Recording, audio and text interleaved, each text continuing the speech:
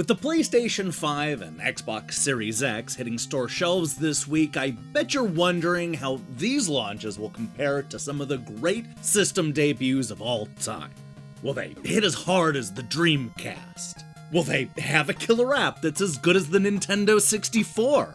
Or will they fumble right out of the gate just like the Saturn? These are all good questions, and in order to find the answers, I'm going to embark on a 4-episode journey where we analyze console launches throughout history, all through the eyes of one of my favorite video game magazines of all time, Electronic Gaming Monthly.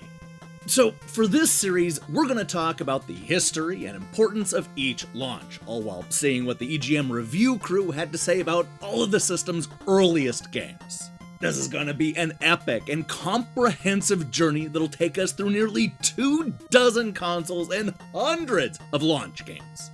We're going to start with the 16-bit consoles of the late 80s and early 90s, work our way through the 32-bit war, check in with a bunch of PlayStation sequels, as well as a couple of Xboxes, and eventually end with the Wii.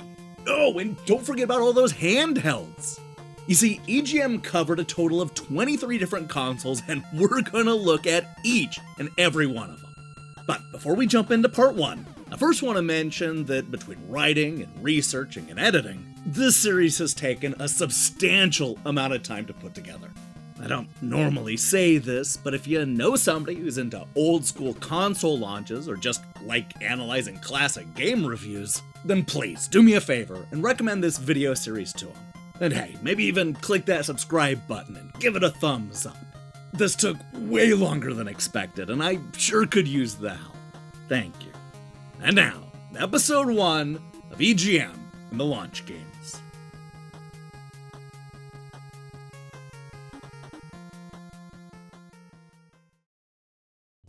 Electronic Gaming Monthly may not have been there for the launch of the 8-bit systems, but they definitely showed up when it came to the 16-bitters. The first one out of the gate was the Sega Genesis, which launched in the United States on August 14th, 1989.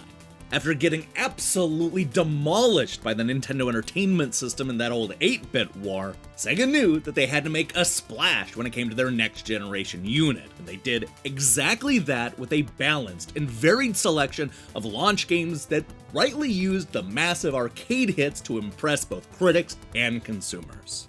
If you bought a Genesis on day 1, then you'd be going home with a pack-in version of Altered Beast, which was a hugely recognizable name that was a staple of American arcades since its 1988 release. Unfortunately, Electronic Gaming Monthly had a track record of not reviewing a lot of the pack-in games, so we'll never really know what the editors thought of this Genesis port. While we're on the subject, they also ignored Alex Kidd in the Enchanted Castle, which barely got mentioned in the pages of EGM for some reason. The good news is that Ed Semerad, Steve Harris, and the rest of the review crew managed to rate the 5 other games that launched with the Genesis. The worst reviewed game was Last Battle, a side-scrolling beat-em-up that the editors compared to Altered Beast and Kung Fu Masters. They hated the simplistic gameplay and short length, but the great graphics were enough to raise the average up to a 6 out of 10. The stunning 16-bit graphics also helped Space Harrier 2, which managed to average a score of 6.75. The fact that it even scored that high was due entirely to Don, who called it a great game and raved that it was an outstanding sequel. The rest of the review crew were less enthusiastic, with most giving it a 6 and calling it a not bad shooter. Oh well, at least it's better than the 8-bit version. Now, one of the strategies Sega employed in the early days of the Genesis was to get famous names attached to their games. You saw that with Michael Jackson's Moonwalker and Arnold Palmer's Tournament Golf, but the first example was Tommy Lasorda's Baseball. This was the only sports game at the Genesis launch, and the critics were impressed. Scoring 7s and 8s from all 4 of the critics, the consensus was that Tommy had great graphics, realistic gameplay, and even a password feature that let you save the season. Even Jim, who was one of the 2 critics that gave it a 7, said that it was probably the best baseball game on the market. With an average score of 7.5 out of 10, this was not just the best reviewed baseball game they had covered up to that point, but it was also the best reviewed sports game. It wouldn't be topped until they played Ultimate Basketball by Sammy, which was reviewed 12 issues later. Yeah. Anyway, wrapping up the Genesis launch titles, we saw the shoot 'em up Thunder Force 2 debut with an impressive average of 7.75. Everybody agreed that it was a great shooter that proves the series could eventually be great. And you know what? They were right, because Thunder Force 3 is a landmark shooter that remains one of the genre's best reviewed games. But forget about Tommy, Thunder Force, and Space Harrier, because the first killer app on the Genesis was the incredible arcade port of Capcom's Ghouls and Ghosts. This was the must-own title, with all 4 editors giving the game 9s and showering it with praise. In fact, the game proved to be so good that Ghouls and Ghosts ended up winning 5 awards in the Best and Worst of 1989 issue, including Best Graphics, Coolest Boss, Best Sequel, and Best Game of the Year. With the help of Ghouls and Ghosts, the Sega Genesis launch games managed to average an impressive 7.4 out of 10. That's just a bit higher than the 6.7 average that we saw at the end of the system's life. And even with Sonic still a couple of years off, the Sega Genesis was off to a solid start thanks to a lot of great arcade ports. Now, Sega wasn't the only company launching 16-bit hardware in August of 1989. Released only 15 days after the Genesis, NEC's TurboGrafx-16 launched with half the titles and a lot less fanfare. While Sega relied heavily on the arcade hits, NEC went with a slightly different approach. Focus on great original games that tried to split the difference between the arcade experience and the home console sensibilities. As a result, we get a 2D platformer, hack-and-slash brawler, science fiction themed pinball, and a brand new racing game with more than a passing resemblance to Sega's Outrun. Unfortunately, Electronic Gaming Monthly only reviewed half of the TurboGrafx launch games. Just like with Altered Beast, they opted against scoring the system's pack-in game, Keith Courage in Alpha Zone. Instead of reviewing it, they ended up giving Keith Courage an award for most unintelligible spelling in a game, which isn't exactly the kind of prize you see get quoted in advertising. What's even more frustrating is the lack of an Alien Crush review. This weird little pinball game eventually led to Devil's Crush, which the EGM editors were mostly impressed with a year later. Sadly, we'll never know which version the review crew preferred. So frustrating. Of the 2 launch games reviewed by Electronic Gaming Monthly, Victory Run received the lowest scores. Don't feel too bad for it, because with a 7.25 out of 10, this was still the best reviewed racing game of 1989. Of course, it was also the only racing game that EGM reviewed in 1989, but don't let that inconvenient fact get in the way of me praising this oft-forgotten gem. Thankfully, it was the other launch game that really made the case for the TurboGrafx-16. I'm talking about none other than the legendary Axe, which was just about the closest thing we were going to get to a Ghouls and Ghosts killer in 1989. With an average of 8.25 out of 10, the review crew loved this Turbo exclusive. Ed compared it to Raston. Don said that it was one of the best action-adventure games he had ever seen. And Steve argued that it had some of the best graphics you will ever see. As Jim said, the legendary Axe is everything you could want in a game, which is why EGM named it the best TurboGrafx game of 1989. By only reviewing 2 of the 4 launch games, Electronic Gaming Monthly failed to tell the full story when it came to the TurboGrafx-16. By only tackling what likely would have been the 2 highest scoring games, the Turbo's launch averaged an impressive 7.8 out of 10. Of course, that high score was only temporary. By the time EGM reviewed their final TurboGrafx game in 1994, the average had sunk all the way down to a more reasonable 6.3. One can only imagine what the score would have been with Alien Crush and Keith Courage included. 1989 may have been dominated by the new 16-bit consoles, but that was only half of the story. This was the year that also gave us true handheld gaming, which officially kicked off in the United States with the release of the Nintendo Game Boy on July 31st. Sure, it may have been large and clunky by today's standards, but this little black and white system was one of the most impressive things I had ever seen in 1989. It also quickly became my go-to handheld, thanks in large part to games like Tetris and Super Mario Land. Now, looking back at what EGM said about the Game Boy, it's clear that they were not as impressed. Year after year, the editors gave the monochromatic games low scores and bashed the outdated hardware, with many saying that they just never really liked the system from the get-go. You can really see the start of that sentiment all the way back in 1989, when the review crew tackled 4 of the system's 5 launch games. Unlike the Genesis and TurboGrafx, Electronic Gaming Monthly decided to actually review the pack-in game, Tetris. They liked it, for the most part. Given how enduring Tetris has been over the last few decades, you might expect the editors to be head over heels in love with this black and white version.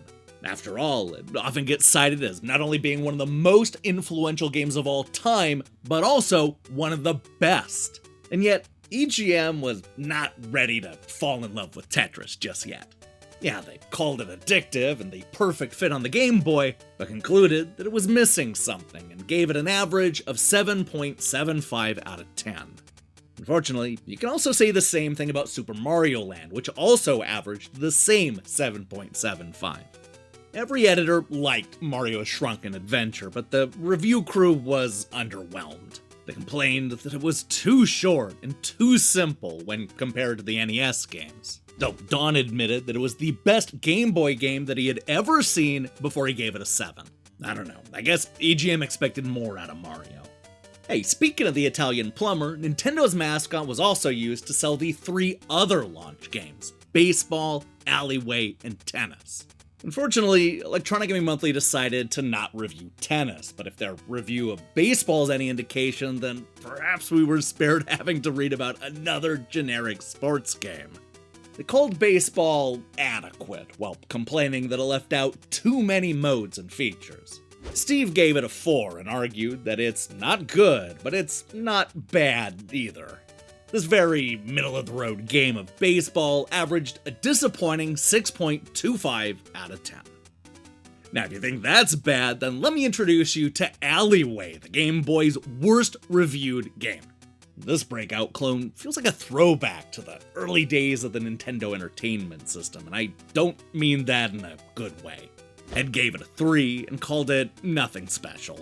He recommended Game Boy owners save their money and wait for better games to come out. The one argument for Alleyway that you saw come up a couple of times is that it felt like a perfect fit on the Game Boy. With ho-hum graphics and a lack of power-ups, Alleyway averaged a pitiful 5 out of 10. All in all, EGM did a good job of covering the Game Boy's launch. By only skipping one of the games, they managed to review 80% of the lineup, which is a whole lot better than a lot of the consoles that we're going to talk about in this series.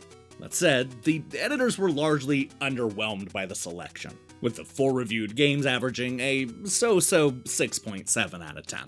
And even though it's a bit on the low side, it's still better than the 6.2 average the system would see by the time it was discontinued.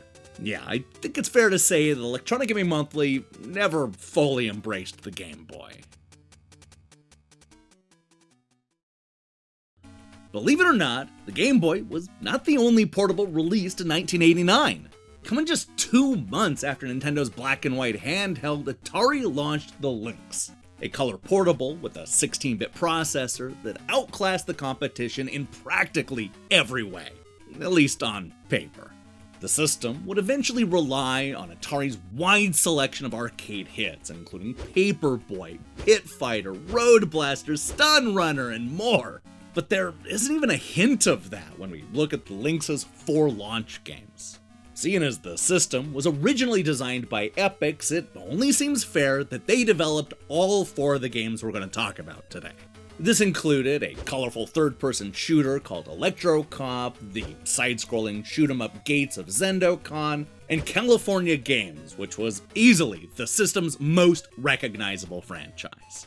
Unfortunately, Electronic Gaming Monthly failed to review any of these games. In fact, the magazine neglected reviewing any of the games for the system until April of 1990, which was a full 7 months after the system's launch. And even then, they only reviewed 8 Lynx games in 1990. The good news is that one of the launch games they eventually got around to reviewing was also the system's killer app. Blue Lightning was a bright and colorful game that was not only impressive as a handheld game, but also would have wowed as a console game. It featured relatively smooth 3D effects that were not all that far off from what Sega was doing with Space Harrier 2. The review crew agreed, calling Blue Lightning a showpiece game for this extraordinary system. The biggest complaint was how repetitive it got towards the end, but all 4 critics agreed that the 3D effects made up for that. They gave the one and only launch game they reviewed an average of 7.75 out of 10, which also makes the system average obviously a 7.75. That's higher than most of the systems released in 1989, but I mean, it's hard to compare when they only review one of the 4 launch games. After a flurry of high-profile console launches in 1989, things calmed down until 1991. This was the year when both Sega and Nintendo released new hardware, with one of them going on to become one of the biggest players in the 16-bit war.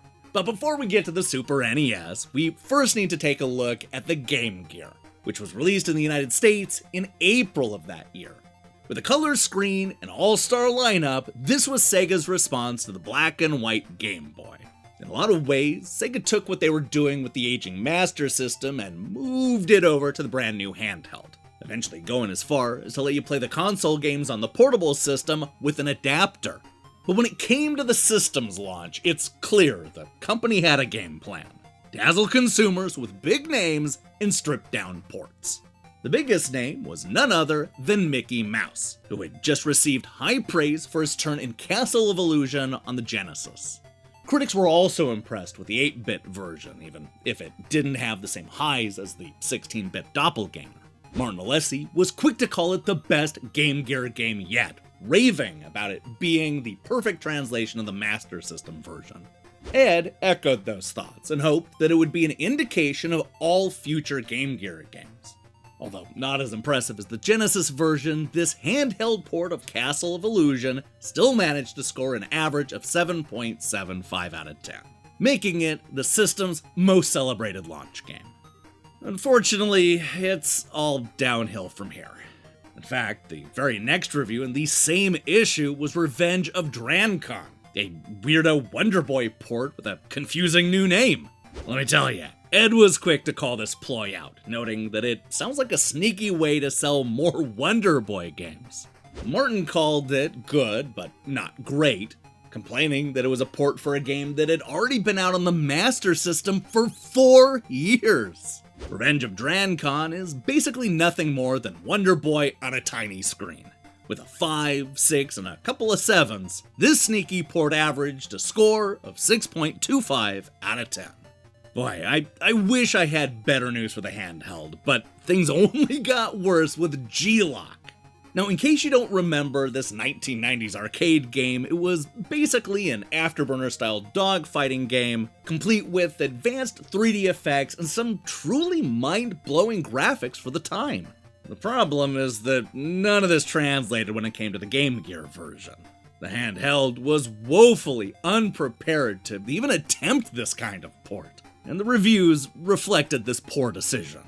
Giving it a 5, Martin says that G-Lock just doesn't stand up to other handheld airplane shooters. Ed called it the Game Gear's version of Blue Lightning, only without smooth scaling effects and fluid moving action.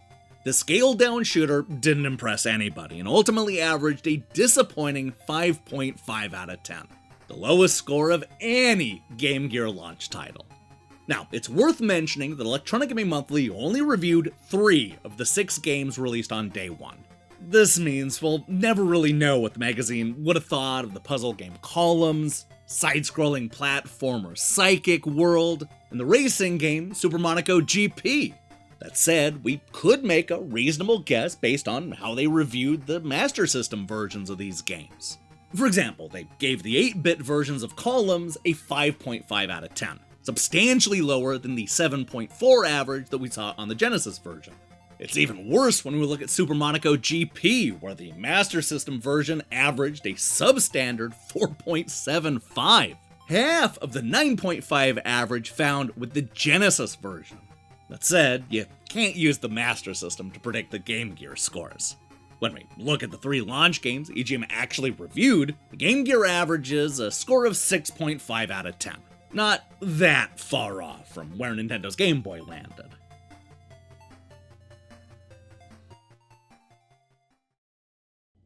Speaking of Nintendo, it's finally time to talk about the Super NES.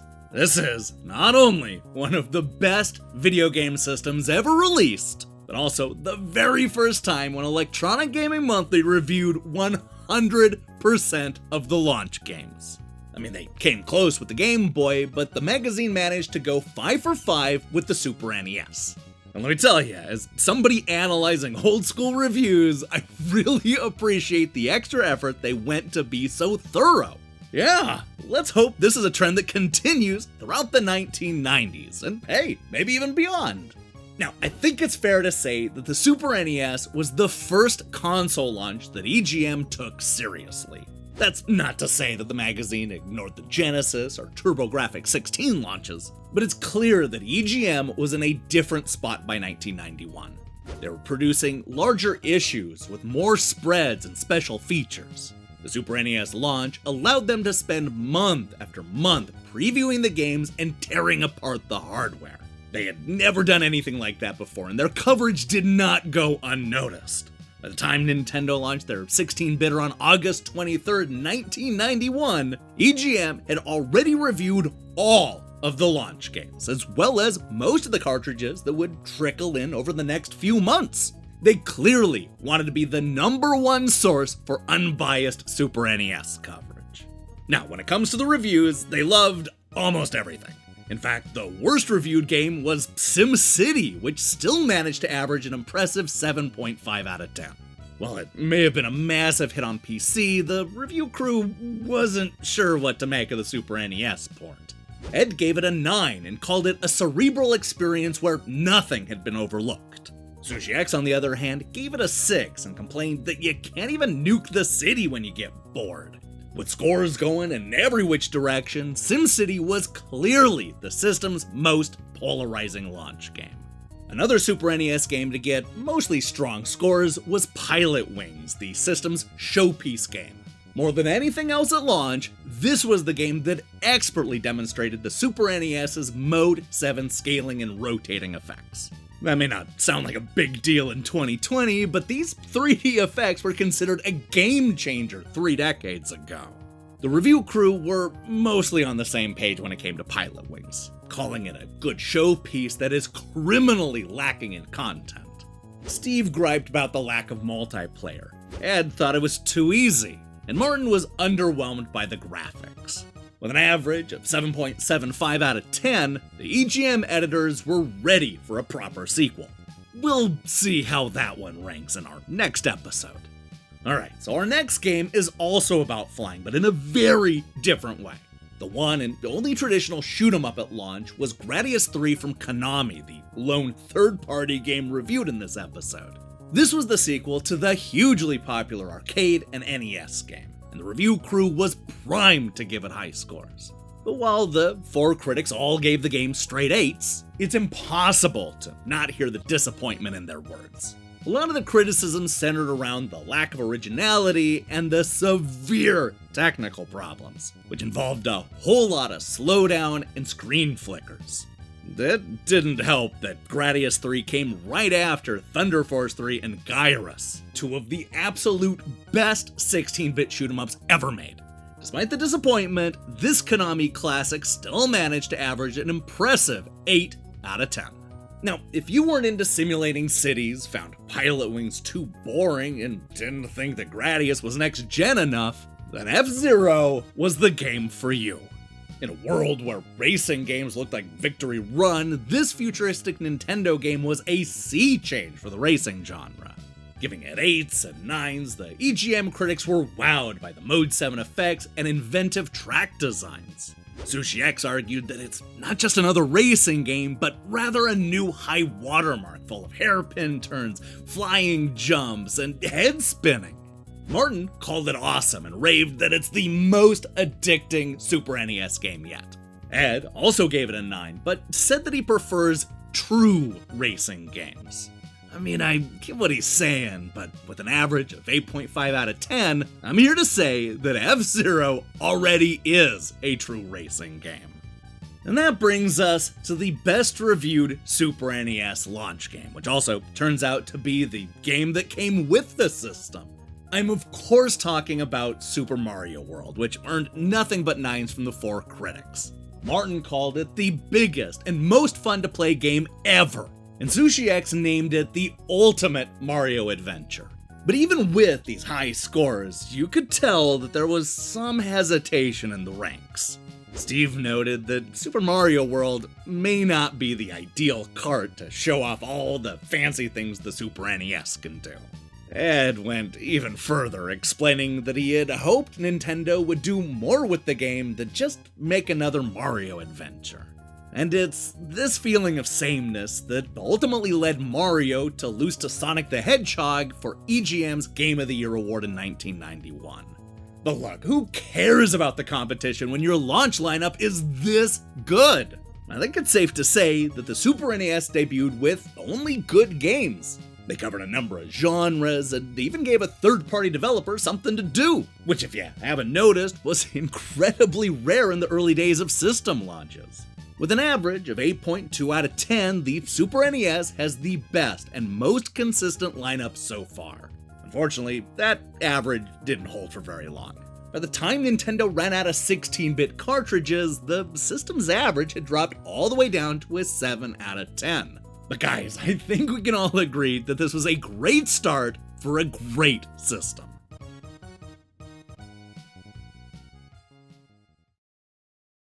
Hey, thanks for watching the first episode of EGM and the launch games. If you liked what you saw here, then you'll be happy to know that we have 3 more episodes left to go.